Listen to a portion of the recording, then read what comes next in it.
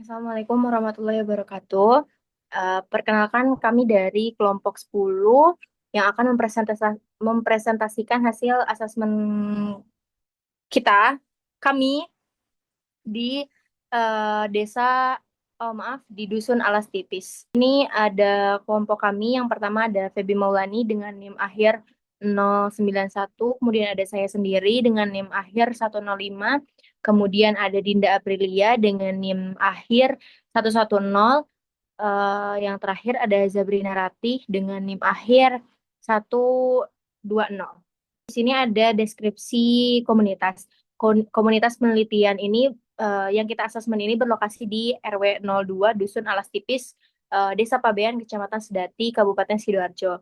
Komunitas ini menaungi beberapa RT dengan aktivitas kemasyarakatan yang cukup aktif melalui program PKK, Dana Wisma, dan Posyandu.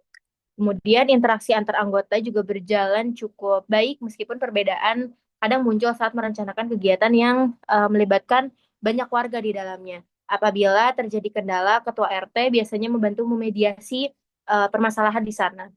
Lalu penyampaian informasi juga mengikuti prosedur formal, di mana setiap pengumuman harus melalui Ketua RT atau Ketua RW sebelum diteruskan kepada warga. Berbagai program rutin juga dilaksanakan seperti Dasa Wisma yang menangani pendataan keluarga, kemudian ada arisan yang memperkuat ikatan sosial antar warga, ada juga pengajian yang mendukung kebutuhan spiritual masyarakat di sana, serta sosialisasi kesehatan dan lingkungan untuk menambah wawasan warga. Kemudian Posyandu menjadi program paling penting karena memberikan layanan kesehatan bagi seluruh kalangan usia. Namun Posyandu remaja di sana tuh kurang berjalan optimal karena jadwal pelaksanaannya sering berbenturan dengan waktu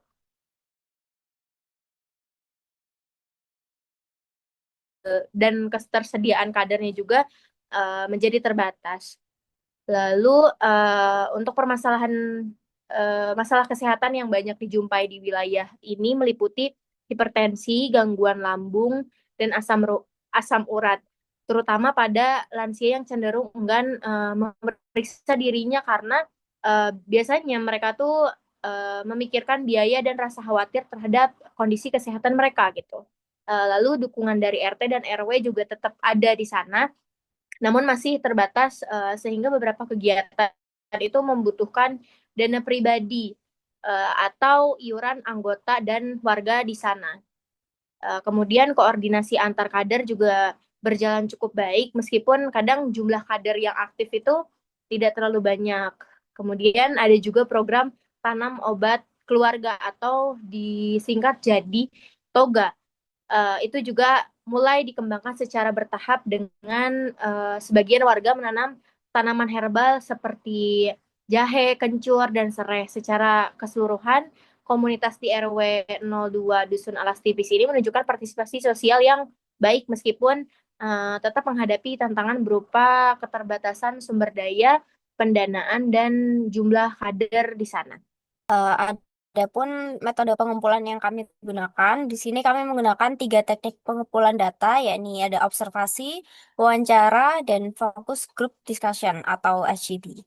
Nah, pemilihan ketiga teknik ini itu didasarkan pada karakteristik komunitas yang kami teliti, yakni komunitas ibu-ibu PKK pada RW 2 Dusun Alas Tipis. Yang mereka itu memiliki interaksi sosial yang intens, terus struktur organisasi yang melibatkan partisipasi warga serta dinamika keterlibatan anggota itu yang sangat beragam gitu. Maka dari itu kami menggunakan tiga metode pengumpulan ini. Nah, untuk bagian observasi kami dapat mengidentifikasi tingkat keterlibatan warga, lalu peran kader dalam pelaksanaan kegiatan, serta bentuk kerjasama maupun kendala yang muncul selama aktivitas komunitas itu berlangsung. Observasi ini merupakan teknik pengumpulan data yang melalui pengamatan langsung terhadap fenomena sosial yang dalam konteks alami. Jadi kami mengobservasi kegiatan yang mereka lakukan seperti arisan, lalu kumpul-kumpul seperti rapat dan sebagainya itu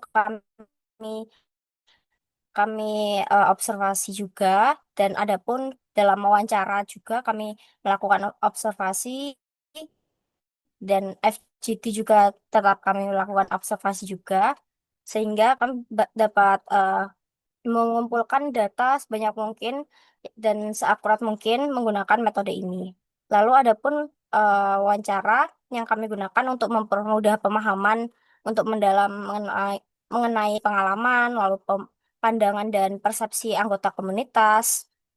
Dan juga teknik ini tuh relevan karena adanya perbedaan latar belakang dan tingkat partisipasi warga, sehingga memungkinkan kami untuk menggali alasan keterlibatan, persepsi manfaat program, serta hambatan yang dirasakan, termasuk dinamika internal organisasi dari sudut pandang kader dan pengurus. Jadi kami bisa melihat perbedaan dari eh, pengurus PKK ini, pengurus inti, dan juga anggotanya.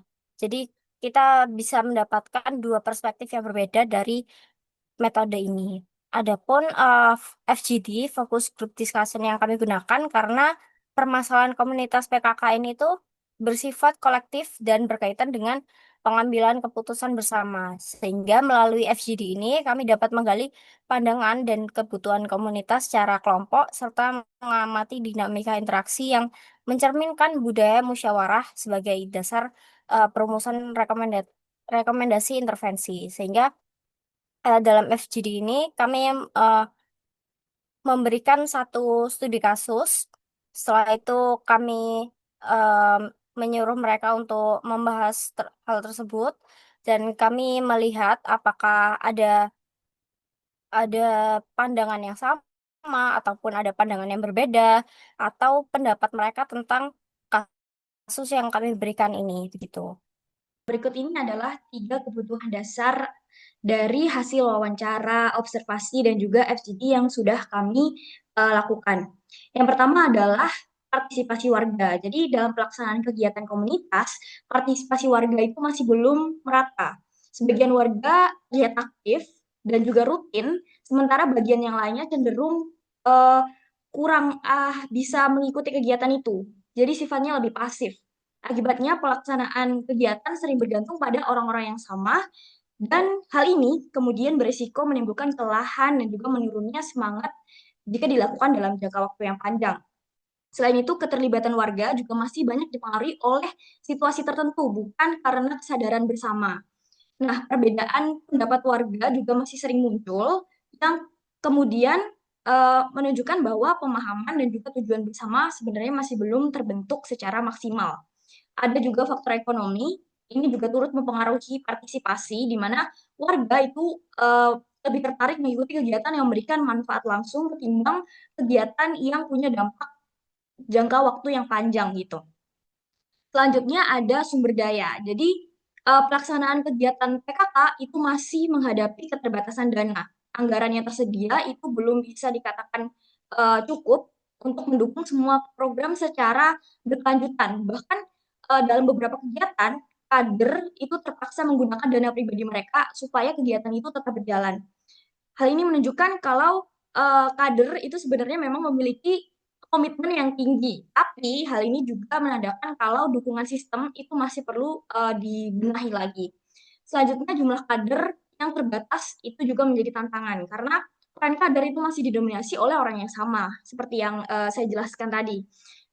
Jadi peran kader masih mendominasi dan beban kerja itu akhirnya jadi nggak merata. Regenerasi kader juga belum berjalan secara optimal karena sebagian warga dikatakan masih belum siap memiliki keterbatasan waktu atau kurang mendapatkan apresiasi dan juga insentif.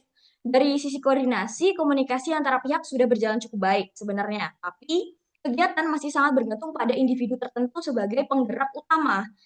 Nah, ketergantungan inilah yang nantinya akan beresiko menghambat kegiatan jika individu tidak dapat berperan secara optimal. Dan kebutuhan yang terakhir adalah layanan kesehatan. Jadi, posyandu masih menjadi layanan kesehatan yang sangat dibutuhkan, terutama bagi eh, anak-anak dan juga lansia. Posyandu dianggap mudah dijangkau dan memantau kesehatan secara rutin, tapi pemanfaatannya masih belum bisa dikatakan optimal karena memiliki beberapa kendala seperti keterbatasan biaya, kurangnya pendampingan dari keluarga, dan juga adanya rasa takut atau stigma terhadap penyakit-penyakit tertentu. Permasalahan kesehatan yang paling sering ditemui di posyandu itu adalah penyakit kronis seperti tekanan darah tinggi, asam urat, dan juga gangguan lambung. Hal ini yang kemudian menunjukkan bahwa warga sebenarnya masih membutuhkan layanan kesehatan yang sifatnya itu tidak hanya pengobatan saja, tapi juga pencegahan dan juga edukasi kesehatan. Sayangnya layanan posyandu lansia yang tersedia itu masih terbatas sehingga belum sepenuhnya menjawab kebutuhan-kebutuhan yang ada. Selain itu, ada juga layanan kesehatan program tanaman obat yaitu TOGA yang sebenarnya memiliki potensi yang besar untuk dikembangkan karena program ini dapat mendukung upaya kesehatan sekaligus menjadi kegiatan produktif bagi warga-warga yang ada di dusun tersebut. Sayangnya pelaksanaannya masih belum optimal karena warga-warga memiliki keterbatasan lahan dan juga belum adanya sistem pengelolaan yang jelas serta minimnya pengetahuan warga tentang budidaya pemanfaatan toga. Untuk memahami kondisi ini lebih dalam, kami menggunakan konsep sosial kapital atau modal sosial. Nah, modal sosial ini adalah jaringan, norma, dan kepercayaan yang memungkinkan anggota komunitas ini bekerja sama untuk mengatasi masalah dan meningkatkan kesejahteraan. Nah, menurut Fitri dan Sitorus pada tahun 2025, modal sosial ini terdiri dari 3 bentuk utama, yaitu bonding, bridging, dan linking sosial kapital. Setelah kami melakukan observasi, wawancara, maupun FGD, kami menemukan beberapa temuan sosial kapital pada komunitas PKK RW 2 Dusun Alas Tipis. Yang pertama, bonding sosial kapital dalam komunitas ini tergolong kuat. Jadi kegiatan rutin seperti arisan, pengajian, dan posyandu ini memperkuat kedekatan antar anggota. Solidaritas juga terlihat dari saling membantu, termasuk iuran untuk menjenguk warga sakit. Namun, pada bridging sosial kapital ini masih lemah. Partisipasi seperti remaja itu masih rendah. Posyandu remaja juga kurang diminati dan minim kegiatan lintas generasi. Selain itu, linking sosial kapital juga belum optimal, seperti puskesmas itu tidak lagi rutin hadir dan biaya layanan kesehatan ini menjadi hambatan bagi lansia. Ada beberapa implikasi dan rekomendasi mengenai penguatan sosial kapital pada komunitas PKK RW 2 ini. Yang pertama, penguatan pada bridging sosial kapital ini dapat dilakukan dengan melibatkan remaja melalui kegiatan yang lebih fleksibel dan sesuai dengan jadwal mereka. Penguatan linking sosial itu juga dapat dilakukan dengan membangun kembali kerjasama dengan puskesmas dan pengembangan program TOGA. Sementara itu, bonding sosial kapital ini perlu dipertahankan melalui seperti komunikasi yang lebih efektif dan penguatan peran kader. Untuk analisis kekuatan dan tantangan, yang kekuatan ini bonding mereka ini tinggi sehingga komunitas ini juga solid, dan kedua, kegiatan rutin ini memperkuat rasa kebersamaan. Yang ketiga, ketua PKK dan RT atau RW ini efektif sebagai penengah. Dan yang terakhir, partisipasi ibu-ibu masih cukup stabil. Nah, ada hambatan juga seperti bridgingnya rendah, sehingga contohnya remaja ini tidak terlibat seperti yang saya jelaskan. Linking rendah juga, dana PKK terbatas, kedisiplinan hadir rendah, misalnya masih banyak ibu-ibu PKK yang masih bekerja. Yang terakhir, komunikasi hierarkis. Sebagai kesimpulan, komunitas ibu-ibu PKK RW 2 Dusun Alas Tipis ini memiliki kohesi sosial yang cukup baik. Namun, untuk mencapai keberlanjutan program dan meningkatkan kesejahteraan warga ini masih diperlukan penguatan jejaring sosial dan kolaborasi dengan pihak eksternal. Oke, sekian presentasi dari kami. Kami ucapkan terima kasih kepada Ibu PKK RW 2 Dusun Alas Tipis atas partisipasi dan keterbukaannya kepada kami, telah mengizinkan kami untuk mengobservasi. Semoga hasil community need assessment ini dapat menjadi langkah awal untuk menuju komunitas yang lebih berdaya dan berkelanjutan. Sekian dari kelompok 10. Terima kasih.